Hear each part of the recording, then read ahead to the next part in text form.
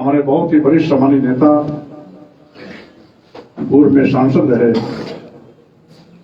बड़े भाई राम सिंह शक्ति जी, अभी फोन कर कार्यक्रम में इलावा से पूर्व में सांसद और पूर्व में जिला पंचायत अध्यक्ष रहे माननीय कठेरिया जी,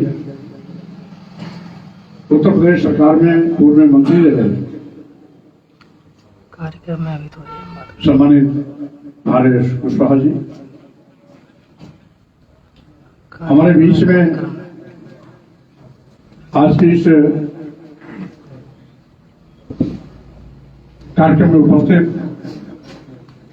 अभी झांसी चल करके आए, झांसी विधानसभा चुनाव में प्रत्याशी रहे भाई सीताराम कुशवाहा जी,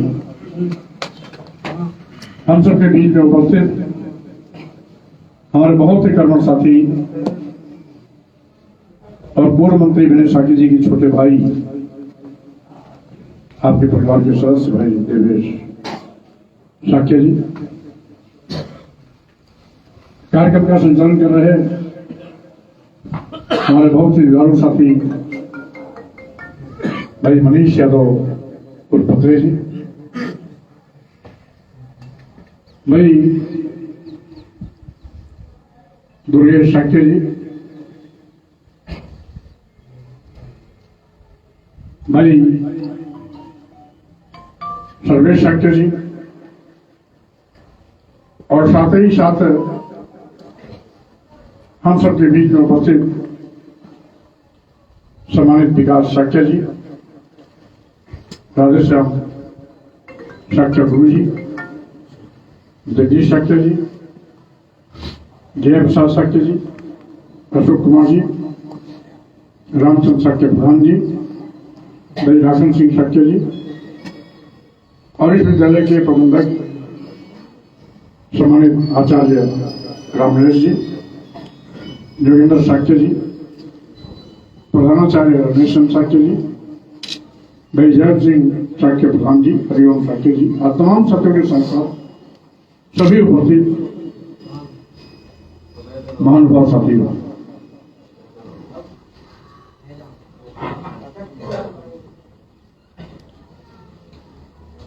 जैसा कि आप सभी जानते हैं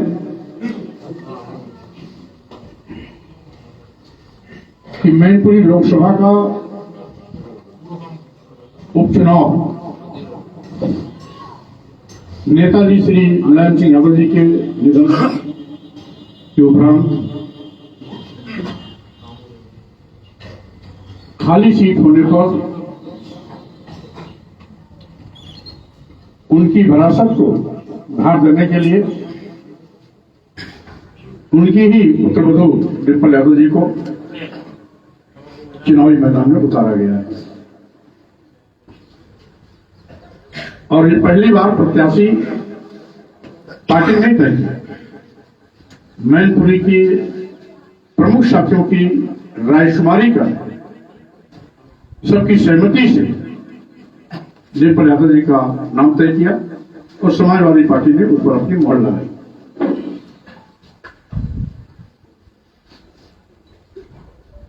और साथियों, आप जानते हैं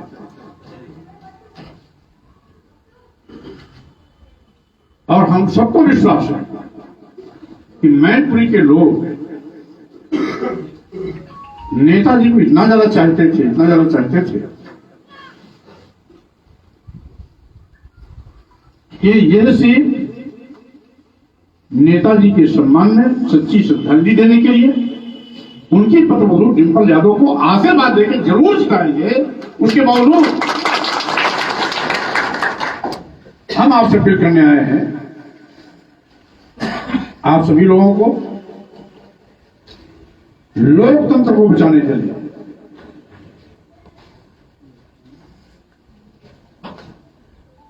बड़ी मुस्तैदी से और पूरी ताकत के साथ बिना किसी गफलत के मेहनत भी करनी है, एक एक वोट डलवाने का प्रयास करना है, डिम्पल यादव जी को जिताना है।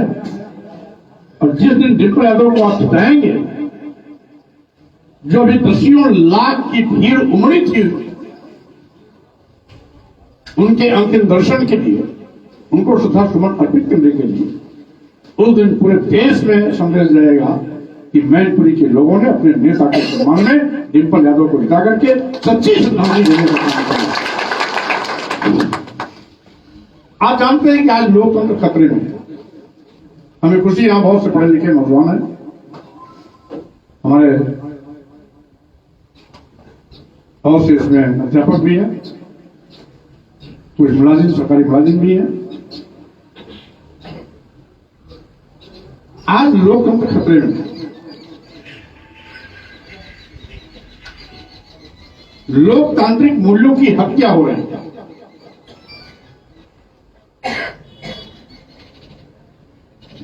जाति, धर्म, मजहब के नाम पर समाज को फिरकापरस्ती में बांटा जा रहा है।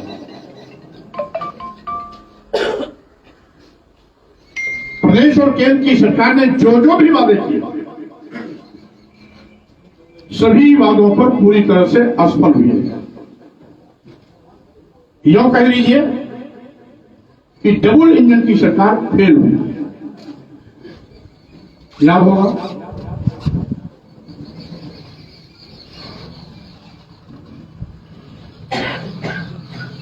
इन्होंने अपने चुनावी वादे में 2014 में पार्लियामेंट लड़ने आए, फिर 19 में आए, फिर 17 और 22 के असेंबली को लड़े। पहली बार में इन्होंने वादा किया कि हम 75 करोड़ लोगों को सरकारी नौकरी देंगे।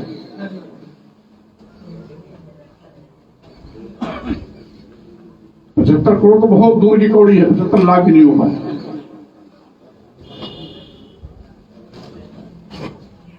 और उत्तर प्रदेश में 69,000 सीटों की भर्ती के अलावा कोई भर्ती हुई ही नहीं। अगर किसी भर्ती का पहले तो इन्होंने भर्ती किया नहीं, अगर भर्ती करने का प्रयास किया, परीक्षा हुई तो कहीं परीक्षा में पर्चा आउट हो गया, कहीं परीक्षा स्थगित कर दी गई, कहीं परीक्षा भ्रष्टाचार की बलेरी में चल गई। अब अगर कोई परीक्षा हो भी गई तो 3-3, 4-4 साल उसका रिजल्ट रोक दिया।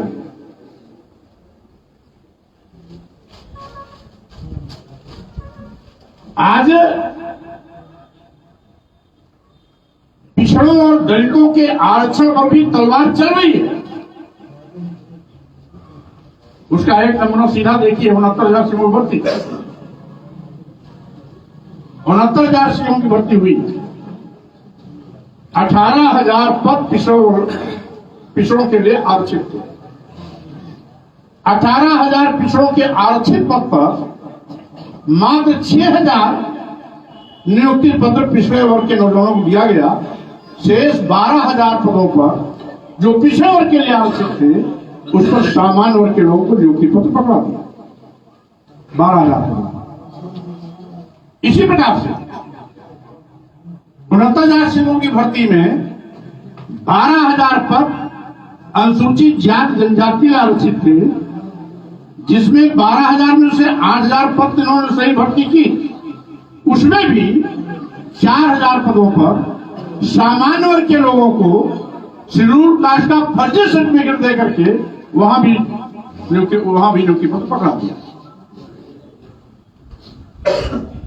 कहां पर? जहां पर संवैधानिक व्यवस्था के तहत अनुसूचित जाति जनजाति के लोगों को आरक्षण मिल रहा है, वहां भी सामान्य वर्ग के लोगों को शेड्यूल कास्ट का फर्जी सर्टिफिकेट देकर के नियुक्ति पत्र दिया। और पिछड़े वर्गों के 12,000 पदों पर सामान्य वर्ग के लोगों को नियुक्ति पत्र खुला दे दिया।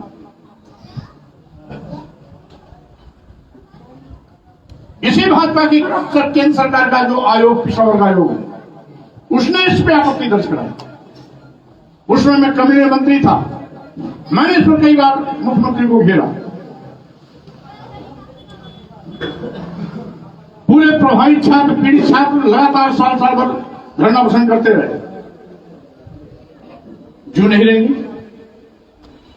और जब बहुत दबाव बढ़ा और मैं पार्टी छोड़ने का ऐलान किया, तब जाके उन्होंने स्वीकारा कि हाँ, गलती हुई, अधिकारियों की गलती से सामान्य को लोगों को नियुक्ति पत्र दी गई, लेकिन हम इसकी भर्ती करेंगे।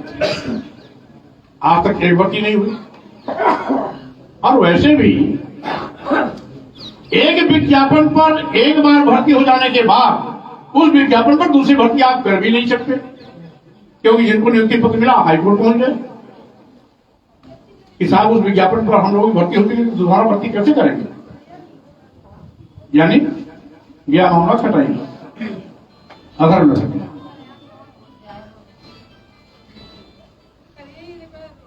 मैंने पार्टी छोड़ा क्यों? इसीलिए ये खुला खुला अरसा पर डकैती डाल रहे हैं, दलितों और पिछड़ों की हकमारी कर रहे हैं, बाबा साहब डॉक्टर अम्बेडकर के भारतीय संविधान की धज्जियां उड़ा रहे हैं। और ये तो इतने बड़े जहर उगलने वाले लोग हैं, ये तो भारतीय संविधान को बदलने की भी उन्होंने तैयारी कर ली है। इसलिए आज आवश्यकता है सभी दलित और पिछड़े समाज के लोगों को कि अगर आप चाहते हैं कि बाबा साहब डॉक्टर अम्बेडकर का संविधान जिंदा रहे, हम सम्मान स्वाभिमान के साथ खड़े हो सके, हमारी भी बेटी और बेटे सरकारी नौकरियों में जाए, तो भाजपा को बाहर का रास्ता दिखाना पड़ेगा और जनता जागृति दिखाना पड़ेगा। इस एक चुनाव से सरकार बनने बगिरना नहीं, लेकिन संदेश पूरे देश में जाएगा। भारतीय जनता पार्टी ने जंगलवाद बचा दिया है, जो मनमानापन कर रही है, पिछड़ों और दलितों के आरक्षण को अजगर की तरह निकल रही है, उस पर कहीं न कहीं रोक लगेगी। यही नहीं चाहती। जिस मुद्दे पर मैंने पार्टी छोड़ी, ये दो से तीसरा एक बहुत बड़ा मुद्दा और इन्होंने एक कैबिनेट प्रस्ताव लाया। क्योंकि पूरे उत्तर प्रदेश में मेडिकल विश्वविद्यालय और मेडिकल कॉलेजों में बड़े पैमाने पर professor, reader, associate professor, assistant professor के पद रिक्त हैं। अनुसूचित जाति, अनुसूचित जनजाति और पिछड़ा वर्ग के अभ्यर्थी उपलब्ध नहीं है, इसलिए इन पदों को सामान्य रूप से भर लिया जाए। मैंने कैबिनेट में तरह बताया, प्रस्ताव लाने वाले अधिकारी को मैंने डांटा भी, हमारी हवा में लाने के लिए मुख्यमंत्री ने उसको भी डांटा, मुख्यमंत्री भी डांटा, लेकिन चोर चोर मोते रहे भाई, उस प्रस्ताव को रोके नहीं। और प्रस्ताव नहीं रोके, नतीजा हुआ कि उसी प्रस्ताव के आधार पर सामान्य वर्ग के लोगों को सभी मेडिकल विश्वविद्यालय और मेडिकल कॉलेजों में professor, reader, associate professor, assistant professor पर भर्ती कर दी गई। एक भी शेड्यूल कास्ट नहीं, एक भी बैकवर्ड नहीं, एक भी शेड्यूल ट्राइब नहीं। आखिर क्यों? इसलिए मैंने उस पार्टी में छोड़ी और अपने मैंने मंत्री पद को हाथ मारा। ऐसा मंत्री पद नहीं चाहिए जहां पर दलितों और पिछड़ों पर तलवार चलाए। स्वामी प्रसाद मौर्य चुप बैठेगा, यह कतई नहीं हो सकता है। और साथियों, ये बदस्तूर इनका जंगलराज अभी चल रहा है। अभी इन्होंने एक नया रास्ता निकाला मोदी जी। प्रधानमंत्री मोदी जी ने बिना लिखित परीक्षा के 340 आईएएस अब तक बना चुके हैं। 340 आईएएस में एक भी पिछड़ी जात का नहीं, एक भी अनुसूचित जात का नहीं, एक भी अनुसूचित जनजात का नहीं। वो सब भारतीय जनता पार्टी के बड़े बड़े नेताओं के परिवारों के हैं, अदानी और अंबानी के भी परिवार के हैं, बड़े बड़े धंधा सेठों पूंजीपतियों के परिवार के हैं, बड़े बड़े नेताओं के परिवार के हैं। बिना लिखित परीक्षा के, केवल इंटरव्यू के आधार पर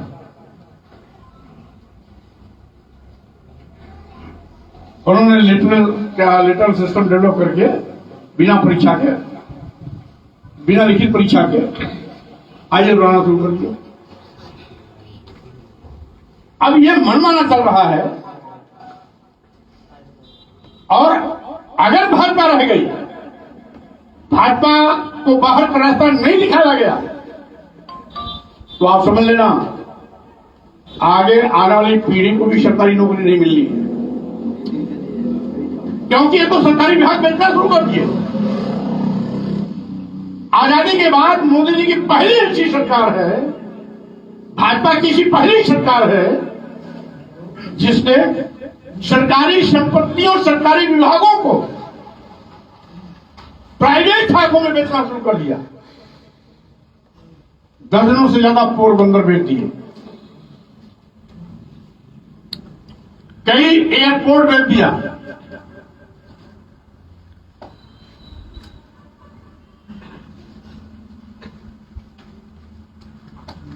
एयरलाइंस इंडिया बेच दिया, कई रेलवे स्टेशन बेच दिया, कई दर्जन ट्रेनों को प्राइवेट खातों में चलाने के लिए दे दिया, यहां तक कि LIC को भी दे दिया, कई बैंकों को भी दे दिया। अभी तो शुरुआत हुआ, न रहे बांस न बजे बांसुरी। मोदी जी की चाल है, भाजपा की चाल है कि सारे विभाग, सरकारी विभागों को प्राइवेट खातों में दे दो, तुम लो अडानी, तुम लो अंबानी, और जो सारे विभाग प्राइवेट खातों में चले जाएंगे तो आने वाली संतानों को, बेटियों को, बेटों को, नौजवानों को जो पढ़ लिख करके इस उम्मीद के साथ कि आगे चल के हम भी सरकारी हाकिम बनेंगे, अधिकारी बनेंगे, अपने माँ बाप और परिवार को आगे बढ़ाएंगे, उनके सपने चकनाचूर हो जाएंगे, उनके माता पिता के सपने चकनाचूर हो जाएंगे, उन्हें पढ़ा रहे हैं। जब सरकारी विभाग ही नहीं रहेंगे तो सरकारी नौकरी कहां मिलेगी? अडानी के यहां, अंबानी के यहां, बनिया के यहां, व्यापारी के यहां। यानी आज नौजवान बड़े पैमाने पर बेरोजगारी झेल रहा है।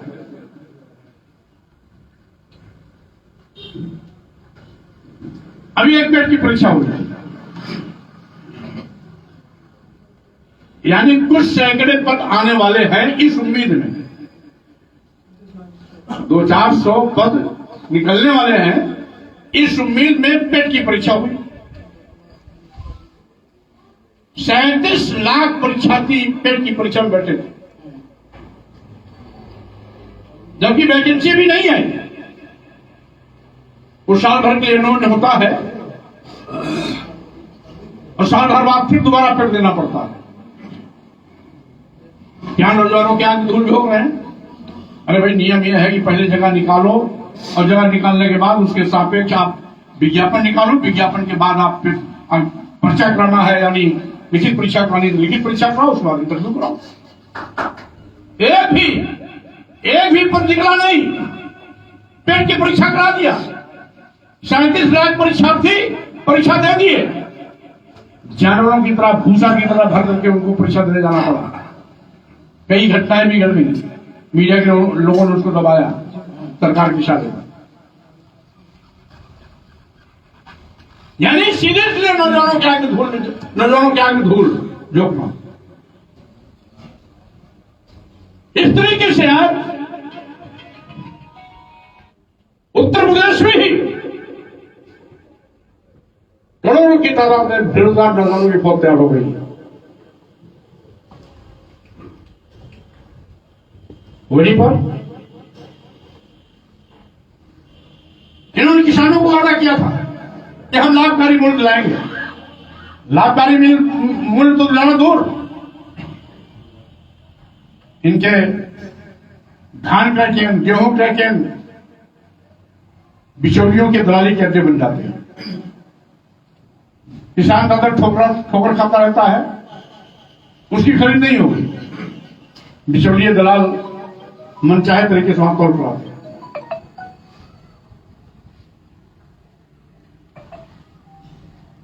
किसान को हर कुछ महंगा, किसी प्रकार का उर्वरक लेने जाइए, किसी प्रकार की खाद लेने जाइए, ज्यादा कीमत पर आपको लेना पड़ता है। यही नहीं, ठीक, थैंक यू। मोदी जी के आने के पहले जो डीजल 56 रुपया लीटर था, 800 के पास पहुंच गया। जो पेट्रोल 65 रुपया लीटर था, 800 के पार पहुंच गया।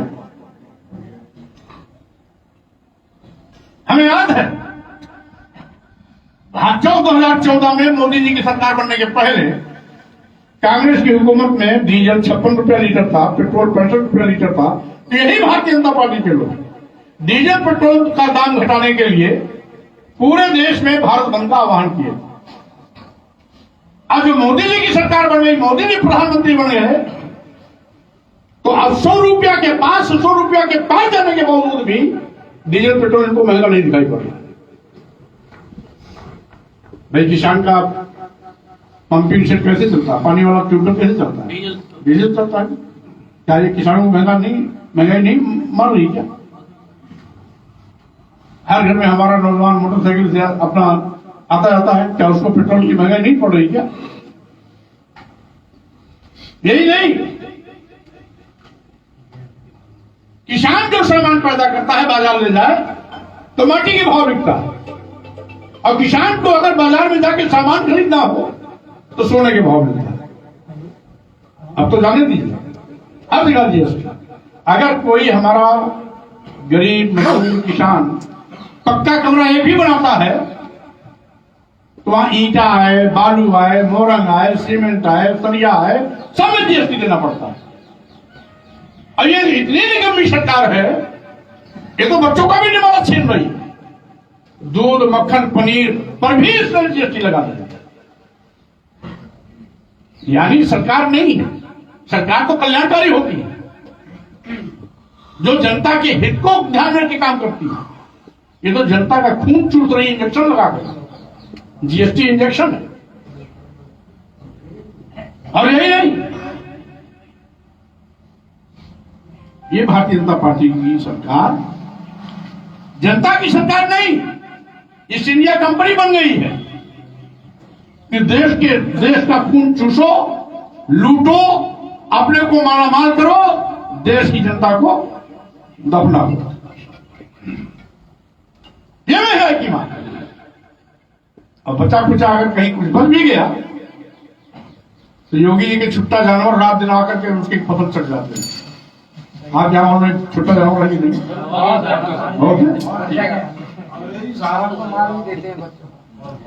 हाँ, कई बच्चों को जान चली जाती। हर महीने 10-5 घटना तो ऐसी हो ही जाती है जो सौरों के मारने से लोग मरते हैं। ये हालात है। अच्छा, तो आज इनके छुट्टा जानवर सब किसानों के सब बड़े दुश्मन बन गए। पहले तो भाजपा सरकार किसानों की दुश्मन थी, अब तो छुट्टा जानवर, योगी छुट्टा जानवर भी उनके दुश्मन बन गए। और साथियों, आज हालात बस से बदतर हो गए हैं। आज व्यापारी परेशान है, किसान परेशान है, नौजवान परेशान है, गरीब मजदूर परेशान। भारतीय जनता पार्टी के लोग इतने धूर्त हैं, ये केवल 5 किलो चावल पर उसकी तकदीर को लाके खड़ा कर देना चाहते हैं। अब 5 किलो 10 किलो चावल देगा तो 5 किलो 10 किलो चावल में ना अपने बच्चों को पढ़ा सकता है, ना अपने बच्चों को लिखा पढ़ा सकता है, ना अपने बच्चों को कपड़ा पहना सकता है, ना बच्चे अपने बच्चों को ठीक से नर्सिंग कर सकता है। यानी ये लोगों को गरीब बना रहे हैं। इनकी सोच साजिश है, इतना गरीब बनाओ कि वो मोहताज जिंदगी जिए। अगर मोहताज जिंदगी जीने वाले को हम 10 किलो 5 किलो चावल दे तो उसी के नाम पर हमारा जिंदाबाद बोले और हमें ओढ़ दे। समझिए इनकी साजिश को। ये नहीं चाहते कि आपके बच्चे भी पढ़ लिख करके ओहदेदार बनाए, ये नहीं चाहते आप अच्छे कपड़ों में रहो, ये नहीं चाहते कि आपका भी घर चमकता हुआ पक्का घर दिखाई पड़े। जीएसटी क्यों है? गरीबों को मत तोड़ने के लिए। आशा परेशान, लेकिन हम भी उसके जिम्मेदार हैं। हम लोग हिंदू के नाम पे पागल हो जाते हैं। जब भी भारतीय जनता पार्टी कमजोर पड़ती है, किसी मुद्दे पर जब फेल होती है, जब चौतरफा घिरती है, तो हिंदू मुस्लिम को दुहाई दे देती है। और हिंदू मुस्लिम के नाम पर जो हिंदू नहीं है वो भी हिंदू बन जाता है, जो हिंदू नहीं वो भी हिंदू बन जाता है। क्या दलित हिंदू है क्या? क्या पिछड़े हिंदू है क्या? इनकी भाषा में सब कोई शूद्र है। इनकी भाषा में सब शूद्र है। जिसको कभी नीच कहते हैं, कभी अदम कहते हैं, कभी छूत कहते हैं, कभी छूत कहते हैं, क्या क्या नहीं कहते हैं। जाति के नाम पे अपमान करते हैं। लेकिन हिंदू के नाम पे हम भी बड़े ताल्लुक के हिंदू हो जाते हैं। इसलिए सावधान रहना इनके तिक्रम से, अन्यथा आने वाली पीढ़ी आपको नहीं माफ करेगी। इस बात को कोसेगी कि हमारे बाप दादा चाचा ने गलती की थी, जिसका नतीजा है कि आज हम पूरी जिंदगी बेरोजगार रहने के लिए मजबूर हो रहे हैं। आज हम मोहताज जिंदगी जी रहे हैं, इसके लिए हमारे पुरखों ने गलती की। भाजपा सरकार देश को कंगाल कर रही है, इसके जिम्मेदार हमारे बाप दादा पुरखे हैं।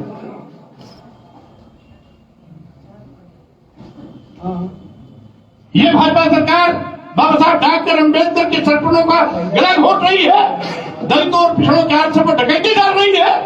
इसके जिम्मेदार भी हमारे दादा बाप दादा पुरखे चाचा आने वाली पीढ़ी यही है। इसलिए अपने सम्मान के, अपने स्वाभिमान के लिए आप सभी को ताल ठोक खड़ा होना है। ये मैनपुरी का क्षेत्र है, जहां से आपकी नुमाइंदगी मुलायम सिंह यादव ने किया है। मुलायम सिंह यादव जी कभी पीठ दिखाने वाले नेता नहीं रहे। कभी कोई भी चुनौती आई है तो मुलायम सिंह यादव न केवल उसका मुकाबला किया, बल्कि चुनौती देने वाले को पटनी देकर के उसको दूर भी किया। तो आप इससे तमाम लोग ऐसे होंगे जो नेताजी के साथ उठते बैठते रहे होंगे, जो नेताजी के साथ खाना पीना किए होंगे, जो नेताजी के साथ जेल भी गए होंगे, जो नेताजी के संघर्षों के साथी भी रहे होंगे। तो साथियों, अगर आपका नेता इतना दबंग था, कभी उसने सिर नहीं झुकाया, कभी उसने घुटना नहीं टेका, कभी उसने पीठ नहीं दिखाई, तो उसी माटी के मैनपुरी के लोग भी नेताजी की तरह अड़े रहे। और साथियों, आज नेताजी हमारे बीच में नहीं है। उनके निधन से सीट खाली हुई है और उनके ही पुत्रों यहां पर समाजवादी पार्टी के प्रत्याशी के रूप में चुनाव लड़ रही है। तो नेताजी के सम्मान में आपका एक वोट साइकिल के सामने बंधवाकर डिम्पल यादव को सांसद बना करके मुलायम सिंह यादव को सच्ची श्रद्धांजलि देने का काम करेंगे। आज हमें खुशी है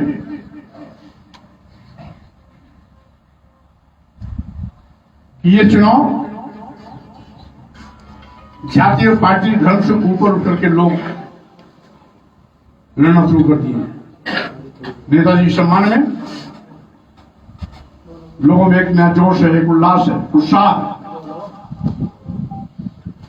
बहुत से भारतीय जनता पार्टी लोग खुश हो रहे थे कि हम सफाई में फूट डाल करके अपने मंसूबे को कामयाब करेंगे, लेकिन भारतीय जनता पार्टी के सपना भी चलना शुरू हो गया। उनके मंसूबों पर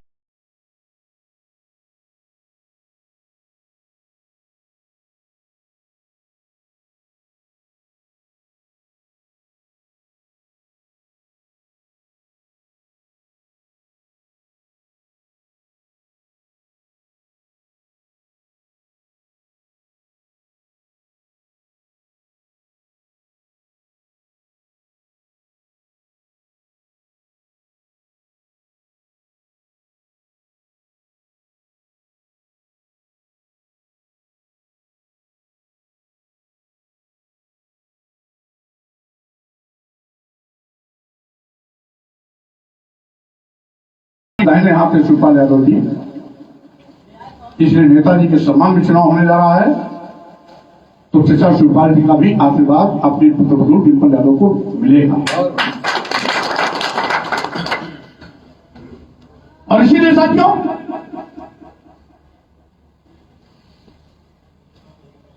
आप सबको मैं विस्तार से इसलिए बताया कि कभी कभी भाजपा के लोग आपसे बिना मतलब तकरार करते हैं, बेसिर की बहस करते हैं, हिंदू के नाम पर, राम के नाम पर। और कितने बड़े ठगी है ये। भाजपा के लोग नारा देते हैं मोदी जी आए हैं, राम को लाए हैं, यानी ऐसा बताते हैं जैसे राम को मोदी ने पैदा किया। राम इसके पहले नहीं पैदा हुए, मोदी ने पैदा किया। इसलिए कहते ना कि मोदी जी आए राम को लाए, इसके पहले राम नहीं थे। इतने बड़े धोखेबाज ना, राम के नाम पर भी ये अपनी दुकान चलाते हैं, राम के नाम पर भी लोगों की भाड़ों से खिलवाड़ करने से बात नहीं आते।